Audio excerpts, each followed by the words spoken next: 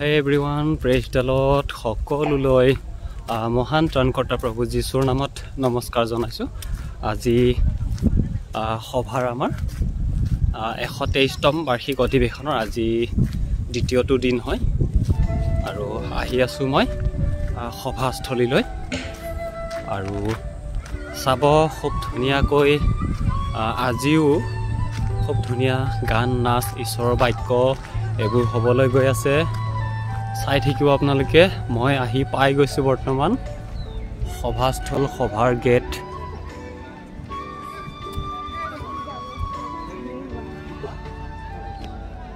নমস্কাৰ নমস্কাৰ। Praise the lord. Praise the lord. ভালে আছে ন? এয়া হ'ল ৰেজিষ্ট্ৰেশ্যন অফিচ। ইয়াতে ৰেজিষ্ট্ৰেশ্যন চলি আছে। গীত বাইবেল এইবোৰ যদি প্ৰয়োজন আছে তো সেয়াও ইয়াতে আছে। Assam ministry media ministry Assam stop বুলি আৰু ইয়াৰ আমি বিশ্বাসীগণ সকলোৱে উপস্থিত হৈছো আৰু আমাৰ অনাৰ মহিলাসকলৰ এনে সুন্দৰ কাৰ্যসূচী আমি সকলোৱে ঈশ্বৰৰ আশীৰ্বাদবিলাক লাভ কৰিবলৈ নিজৰ হৃদয়বিলাক মই দিব পাৰিছোঁ ডিব্ৰুগড় চাব আৰু ঈশ্বৰৰ যি বাক্য সুন্দৰ বাক্য আছে আসাম বুক শ্বপ এই বাক্যৰ বাবে আমাৰ হৃদয়বিলাকক আমি প্ৰস্তুত কৰোঁ ভাল মাতিবলৈ যিমানে ঈশ্বৰৰ বাক্যই ভগৱান আৰু যিমানবিলাক আছে আমি ঈশ্বৰক ধন্যবাদ দিম কাৰণ ঈশ্বৰৰ বাক্যত লিখা আছে মই সকলো সময়তে জীৱনত ধন্যবাদ কৰিম। তেওঁৰ প্ৰশংসা সদায় মোৰ মুখত থাকিব।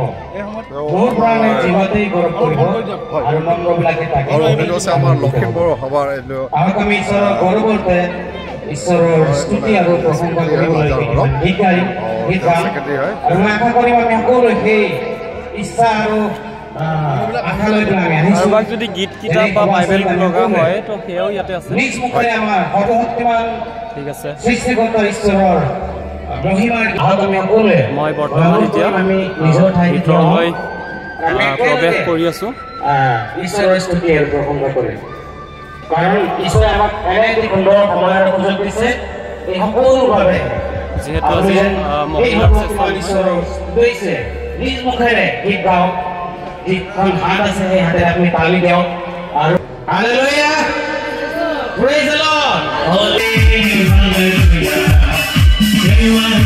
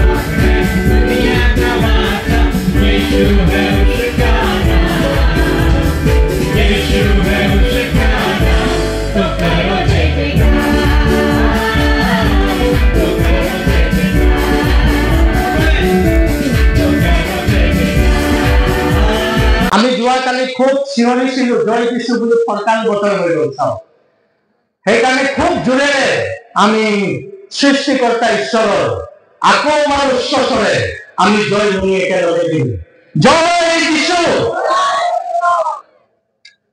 ডাঙৰ ৰহস্য এতিয়া প্ৰকাশন হ'ব এডেনবাৰীত যেতিয়ালৈকে পাপ প্ৰৱেশ কৰা নাছিল তেতিয়া ঈশ্বৰে আদম হোৱাৰ ভোট বিচাৰ হৈছিল নহয়নে হে আদম কেনেকুৱা আছা হোৱাৰ কেনেকুৱা আছা ভালে আছা নে কৰবাত বেমাৰ আজাৰ হৈ আছে তোমাৰ খুব ধুনীয়াকে তেওঁলোকৰ সৈতে চলাচল কৰি আছিলে ঈশ্বৰে তেওঁলোকৰ লগত কথোপকথন কৰি আছিলে এডেনবাৰীত কিন্তু যেতিয়া পাপ প্ৰৱেশ কৰিলে ঈশ্বৰে তেওঁবিলাকক তাৰ পৰা খেদি পঠিয়াই দিলে এতিয়া ঈশ্বৰে তেওঁৰ নিগুৰ তত্ত্ব তেওঁৰ চলাচল ক'ত কৰে বাৰু এতিয়াও তেওঁ চলাচল কৰে এতিয়াও তেওঁৰ নিগুৰ তত্ত্বখিনি তেওঁ প্ৰকাশ কৰে কাৰ যোগেদি সেইটো হৈছে খ্ৰীষ্টৰ শৰীৰ দ্য বডি অফ খ্ৰাইষ্ট মণ্ডলীৰ যোগেদিয়েই তেওঁ এতিয়া তেওঁৰ নিগুৰ তত্ত্ব প্ৰকাশ কৰে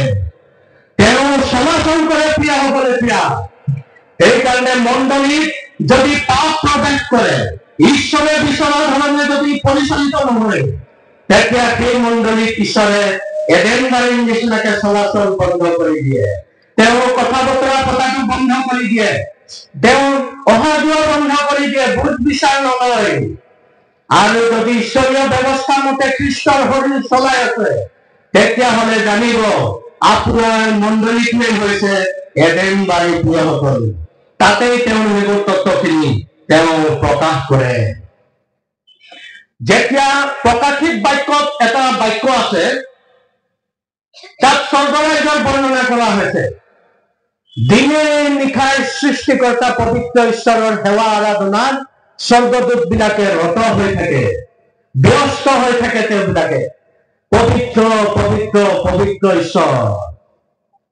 যুগৰ ঈশ্বৰ হে মেলপালি হত হোৱা মেলপালি তোমাৰ প্ৰশংসা তোমাৰ স্তুতি তোমাৰ গৌৰৱ তোমাৰ মহিমা যুগে যুগে হওক বুলি 24 ঘণ্টাই দিনে নিশাই তাত সেৱা আৰাধনা কৰি থাকে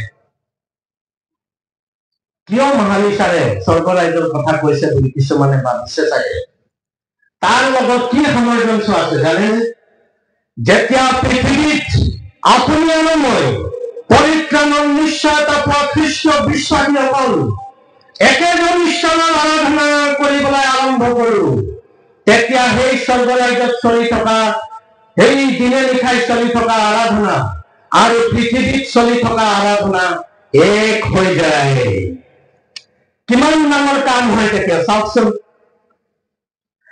Our worship doesn't go in vain.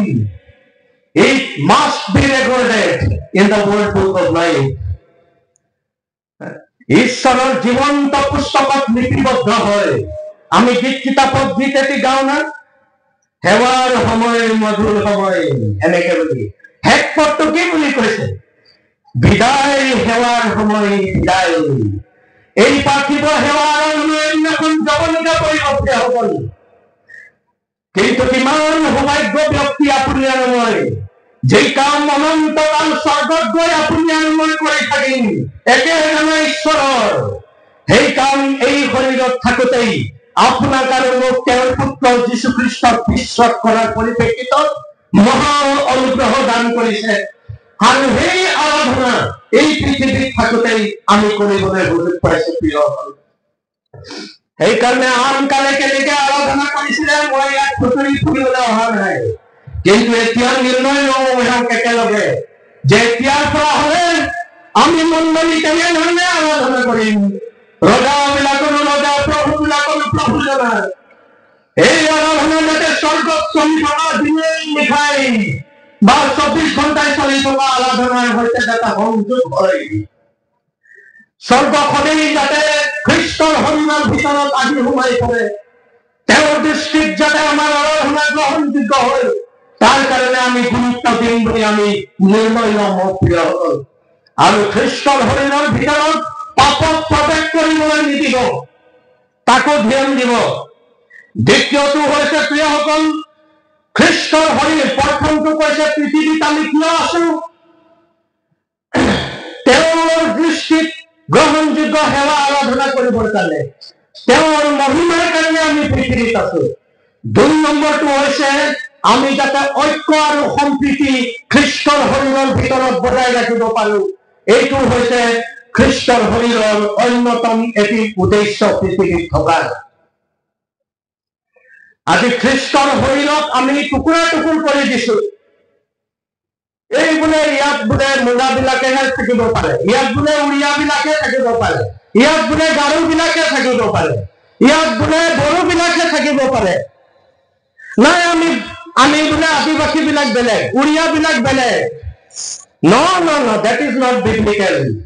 সেইটো বাইবেল সন্মত নহয় প্ৰিয়সকল খ্ৰীষ্টৰ শৰীৰ গোটেই ব্ৰহ্মাণ্ডত এটাই মণ্ডলী আছে আকৌবাৰ কৈছো খ্ৰীষ্টৰ শৰীৰ এজনেই পালক তাত আৰু কোনো জাতিগত ব্যৱস্থা তাত নাথাকিব খ্ৰীষ্টত যদি আপুনি আৰু মই আছো খ্ৰীষ্টৰ শৰীৰৰ ভিতৰত যদি আপুনি আৰু মই আছো তেতিয়াহ'লে এই সংকীৰ্ণ মানসিকতা জাতিগত মানসিকতাক আমি বাদ দি হওক আমি দলিয়াই পেলা হওক আৰু এক মনৰ ভাৱ এক চিন্তাৰ লোক হৈ সৃষ্টিকৰ্তা ঈশ্বৰৰ সেৱা আৰাধনা আপুনি আৰু মই কৰো হওক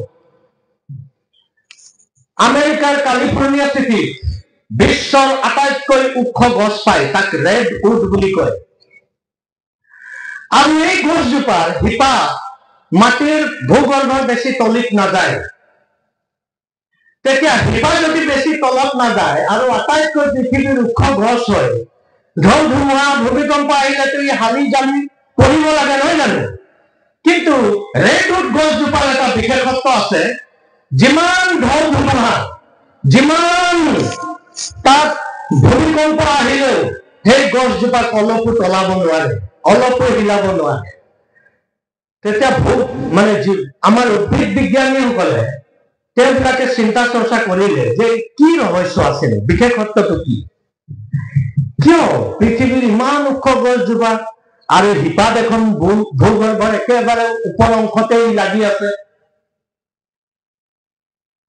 তাৰপিছত গৱেষণা কৰি ৰহস্য উদ্ঘাটন কৰিব পাৰিলে যে সেই গছজোপাৰ শিপাৰ এটা বৈশিষ্ট্য আছে ইহঁতৰ interlocking system root interlocking system ইটো ৰেডউড গছজোপাৰ আনটো ৰেডউড গছজোপাৰ শিপাৰ লগত আন্তঃগাঁথনি ইজনে সিজনে মজবুতভাৱে বান্ধ খাই থাকে যাৰ কাৰণে যিমান ঢৌ ধুমুহা আহিলেও তাক আৰু তলাব নোৱাৰে খ্ৰীষ্টৰ শৰীৰৰ ভিতৰত তেনেকুৱা হ'ব লাগিব প্ৰিয়সকল মই কেতিয়াবা ঘৰত বহি ভাবো এই খ্ৰীষ্টিয়ান মানুহবিলাকক ঈশ্বৰে খুব জাৰণ দিব এদিনাখন খুব কোবাব কিয় কোবাব জানেনে আমি যীশুখ্ৰীষ্টক অহাৰ পিছতো আমাৰ যিটো নেৰ' থিংকিং সংকীৰ্ণ মনোভাৱ সেই মনোভাৱৰ কাৰণে আমাক কোবাব তেওঁ বেগ দিব খ্ৰীষ্টৰ শৰীৰৰ ভিতৰত আহিও যদি আমি সেই জাতিগত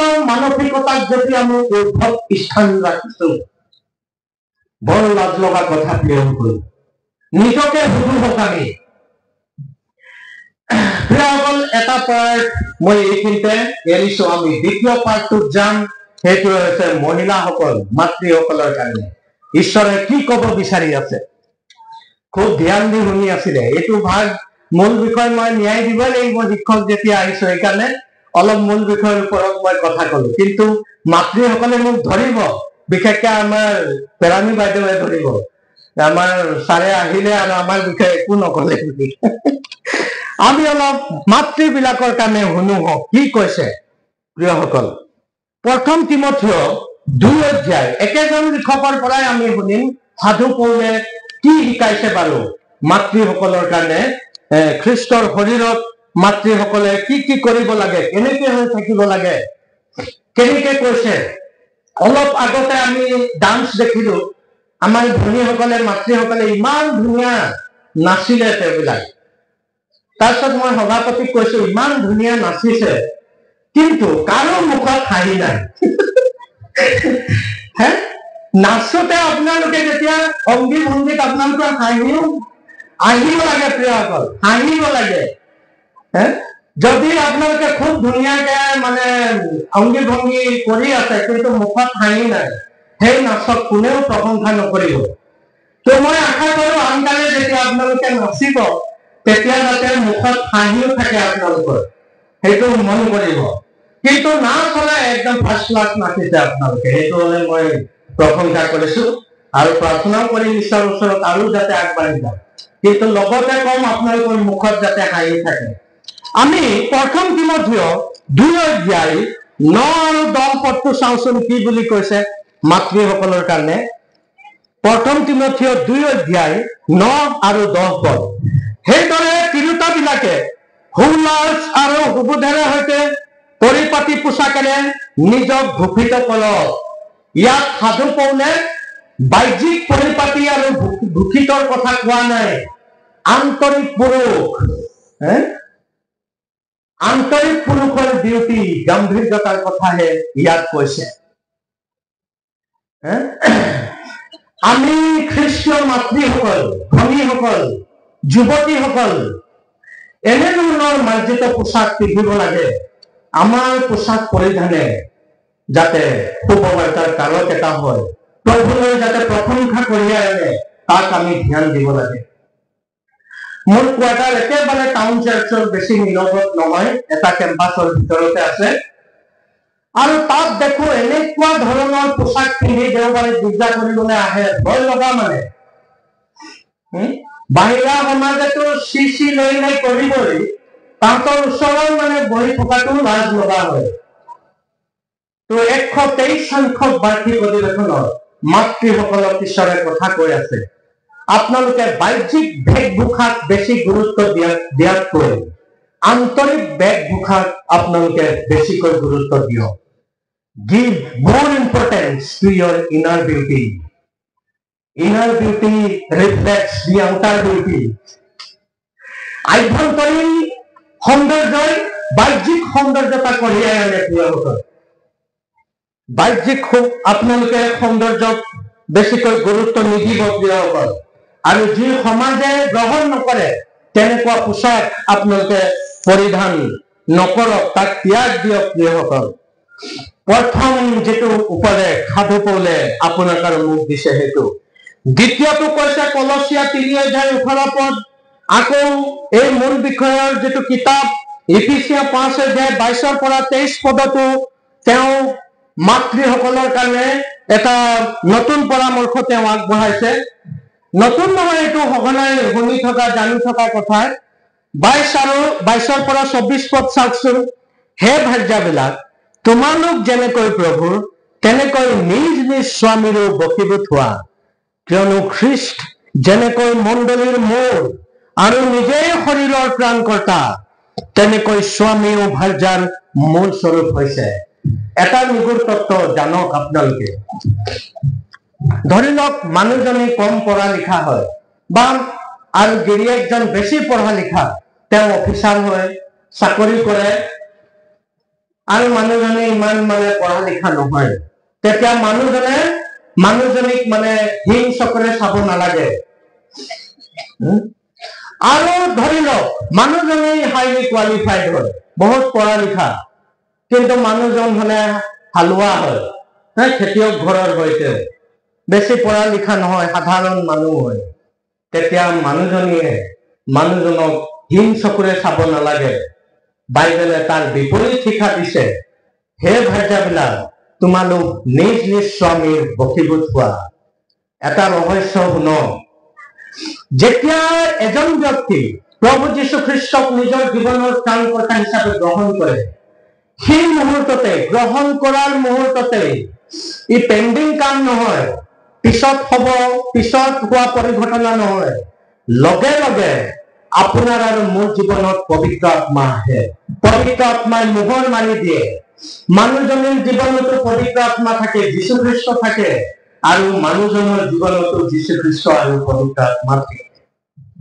যেতিয়া মানুহজনীয়ে মানুহজনক সন্মান কৰে, আওপকীয়াকে কাক সন্মান কৰিছে? যীশু খ্ৰীষ্টক সন্মান কৰিছে, পবিত্ৰ আত্মাক সন্মান কৰিছে। যেতিয়া মানুহজনীক সন্মান কৰিছে, মানুহজনীক সন্মান কৰাৰ লগে লগে কাক সন্মান কৰিছে? যীশু খ্ৰীষ্ট পবিত্ৰ আত্মাক সন্মান কৰিছে। বাইবেলে ডাঙৰ নিগুৰ তত্ত্ব প্ৰকাশ কৰিছে প্ৰিয়সকল। আৰু এটা কথা মই আগতো কৈছো, বিবাহৰ এটা ৰহস্য শুনক। যেতিয়া হৱাক ঈশ্বৰে সৃষ্টি কৰিলে, তেতিয়া হৱাৰ মানে আদমৰ এই মূৰৰ পৰা হাড় উলিয়াই পেলাই বনাইছিল জানো ঈশ্বৰে? সেইকাৰণে মহিলাক বা ভাৰ্যাক পুৰুষসকলে মূৰৰ ওপৰতো বহিব দিব নালাগে, কাৰণ মূৰৰ হাড় লৈ ভাৰ্যাক ঈশ্বৰে সৃষ্টি কৰা নাছিল। ৰহস্যটো শুনক। ঠিক আছে, যেতিয়া হৱাক ঈশ্বৰে সৃষ্টি কৰিছিল, ভৰিৰ হাড় লৈ পেলাই কৰিছিল জানো? নাই কৰা। সেইকাৰণে ভাৰ্যাক পুৰুষে ভৰিৰ তলতো স্থান দিব নালাগে। কৰ পৰা লৈছিল আৰু বনাইছিল? হৱা। ইয়াৰ পৰা নহয় জানো? ইয়াৰ পৰা কামি হাড় এটা উলিয়াই হৱাক তেওঁ নিৰ্মাণ কৰিছিল। তো পুৰুষসকলে নিজৰ ভাৰ্যাক স্থান মূৰতো দিব নালাগে, ভৰিৰ তলতো ৰাখিব নালাগে। ক'ত থব লাগে? ইয়াত দিল মে ৰাখনা হে। মোৰ মানুহজনীয়ে খুব মনত পেলাই আছে, মই যাব লাগিছিল, দুটা লৰাৰে পৰীক্ষা, সেইকাৰণে নাহিলে। ময়ো মিছ কৰি আছো তাই, কাৰণ তাইৰ স্থান ইয়াত আছে প্ৰিয়সকল।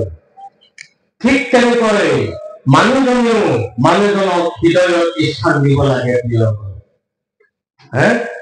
কেমান হাসতে আহা নেই? এইটো বাইবেলৰ নিগুৰ তত্ত্ব হয়। মোৰ দেউতা এনেকে কৈছিল, খাবলৈ জানিলে চাউলে চিৰা, বহিব জানিলে মাটিয়ে চিৰা বুলি। বাইবেলৰ নিগুৰ তত্ত্ব। আপুনি মানুহজনক সন্মান কৰা নাই, যীশু খ্ৰীষ্টকহে সন্মান কৰিছে। আপুনি মানুহজনীক সন্মান কৰা নাই, যীশু খ্ৰীষ্টকে সন্মান কৰিছে প্ৰিয়সকল। সেইকাৰণে মনত ৰাখিব, প্ৰথম উপদেশ দিছে বেগ ভুখা, give more importance to your inner beauty than the outer beauty। 2 নম্বৰটো কৈছে নিজ নিজ স্বামীবিলাকৰ বশীভূত হোৱা। আৰু 3 নম্বৰটো কৈছে be keepers of the home, ঘৰ ধৰোতা হ'ব লাগে বুলি কৈছে। তিতৰ পত্ৰ 2 অধ্যায় 4 পৰা 5 পদ। কিছুমান তিৰোতা আছে ঘৰ ভাঙে। ঘৰ ভাঙা তিৰোতা নাই জানো?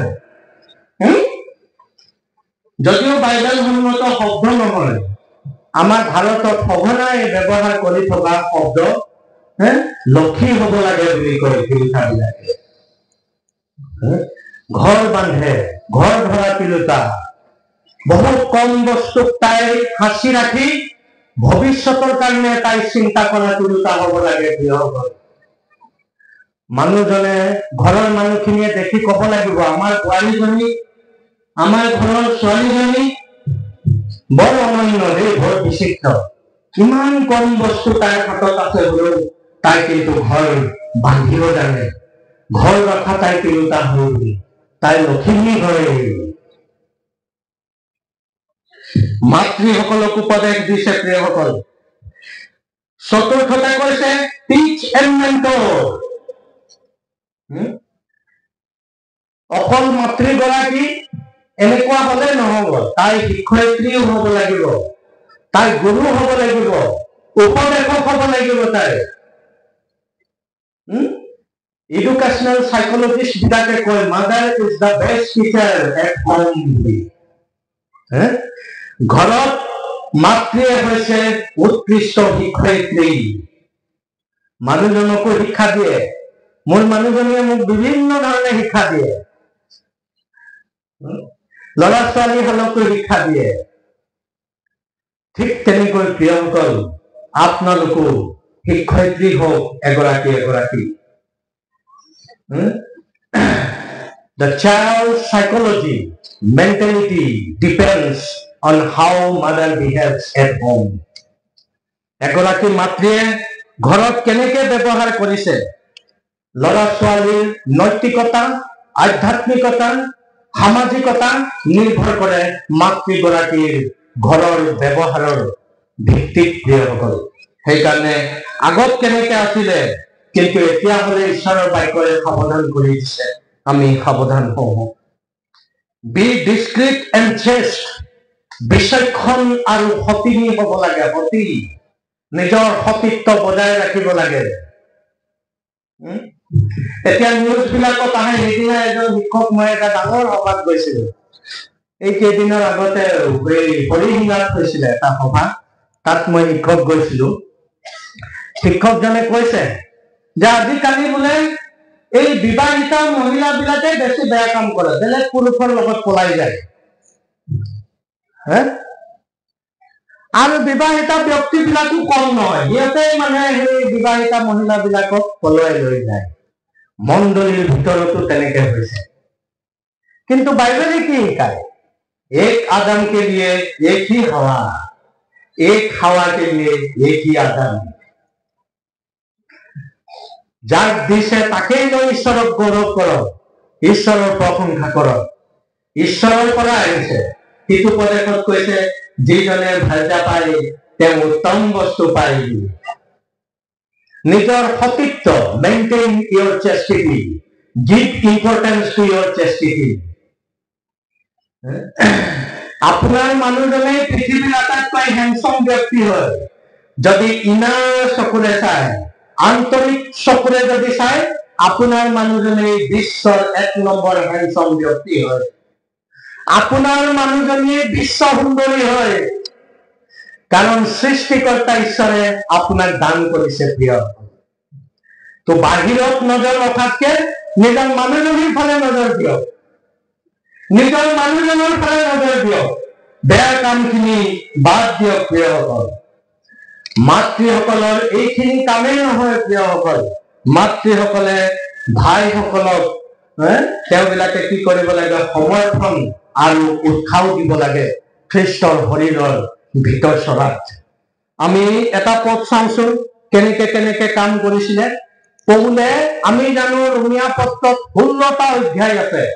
শেষ অধ্যায় সাধু পৌলে কোনে কোনে তেওঁৰ পৰিচৰ্যাত সহায় কৰিছিল, কোন কোন মহিলা, কোন কোন মাতৃ সংলগ্ন হৈ আছিল, শুভবাৰ্তা প্ৰচাৰ কৰাৰ কালছোৱাত তেওঁবিলাকক তেওঁ ৰোমন্থন কৰিছিল, স্মৃতি ৰোমন্থন কৰি তেওঁবিলাকক কৃতজ্ঞতা স্বীকাৰ কৰিছে। কোন কোন মাতৃসকল আছিল চাওঁচোন আমি কি কি কৰিছিল তেওঁবিলাকে। ৰোমিয়া 16 অধ্যায় 1 আৰু 2 পদ আমি চাওঁ।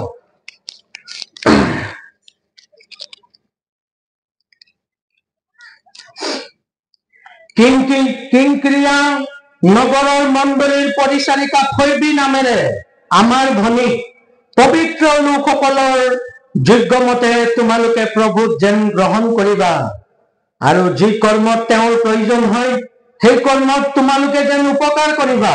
এই কাৰণে মই তেওঁৰ অৰ্থে তোমালোকক নিবেদন কৰিছো, কিয়নো তেওঁ অনেক লোকৰ আৰু মোৰ নিজৰো উপকাৰ কৰোতা হল। সাধু পৌলে ফৈবী ভনীৰ কৃতজ্ঞতা স্বীকাৰ কৰিছে। ফৈবী, আকৌ আপোনালোকৰ অন্যান্য পত্ৰতো আপুনি পাব ফৈবীৰ বিষয়ে। ভাইসকলক পৰিচৰ্যাৰ সময়ছোৱাত ফৈবীয়ে কেনেধৰণে অৱদান যোগাইছিল, কেনেধৰণে সহায় আগবঢ়াইছিল, তাৰ বিষয়ে ই স্মৃতি ৰোমন্থন কৰি কৃতজ্ঞতা স্বীকাৰ কৰিছে।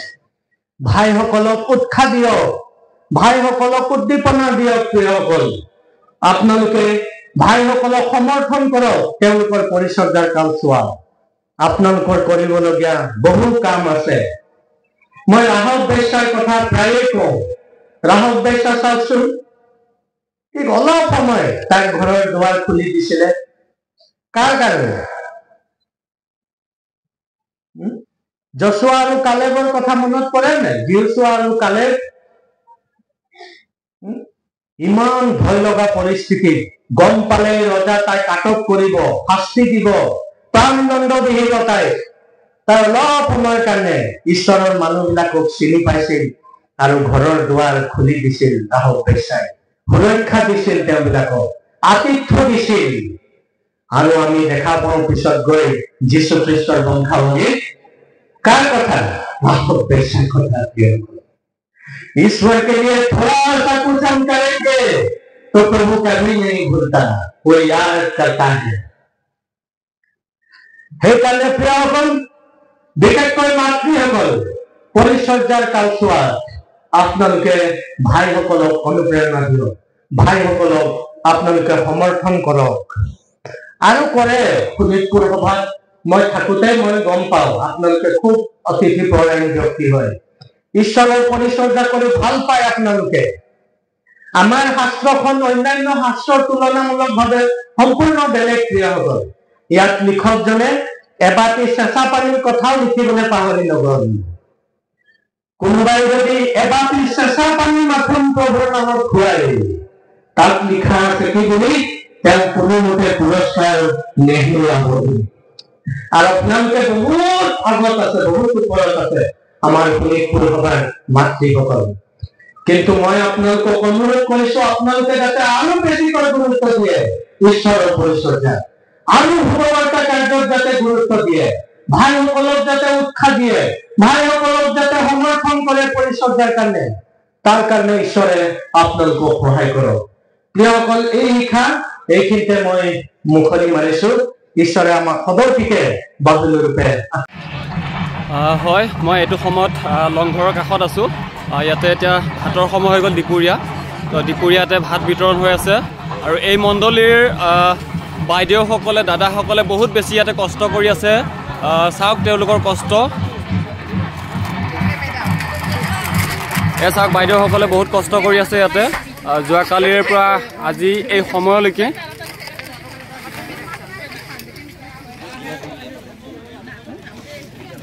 আজি আইটেম কি কি আছে? আজিৰ আইটেম মাছ আছে, কণী আছে, দাইল আছে। আইটেমটো বৰ্তমান মাছ আছে, আৰু হয়তো সন্ধিয়াৰ ছেশ্যনত বা সন্ধিয়াৰ যিটো সাজ, সন্ধিয়াৰ সাজটোত গাহৰি হ'ব মোৰ অনুমান।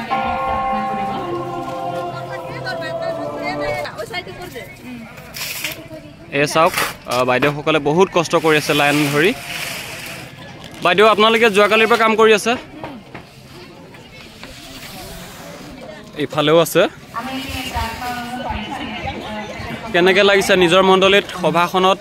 খুব কষ্ট কৰি আছে, ভাল লাগিছে, ভাগৰো লাগিছে, ভাগৰো লাগিছে। ইফালেও ভাত আছে, ইফালৰ পৰা ল'ব পাৰি। চাওক, ইয়াতো ৰাইজ খাবলৈ আৰম্ভ হৈ গৈছে। ইয়াতো খোৱা বোৱা চলি আছে। এয়া এটা ডাইনিং হল, ৰান্ধনীশাল।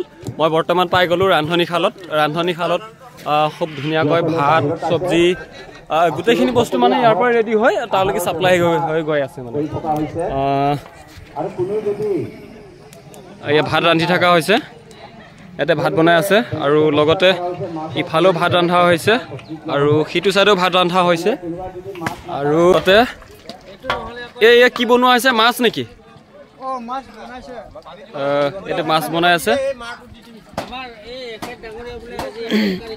আৰু ইয়াত দালি বনাই থকা হৈছে। দেখি পাব লাগে ন?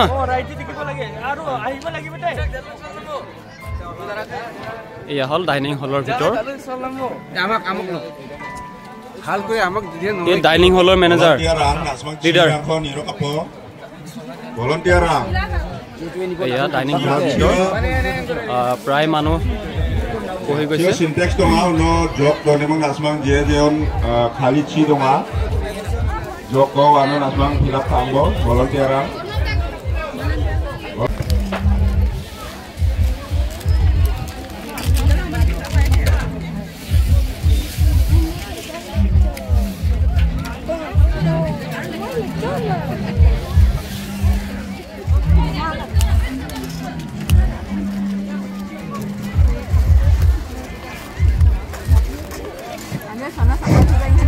হোৱাৰ পিছত ডাইৰেক্ট আমাৰ চিনটেক্স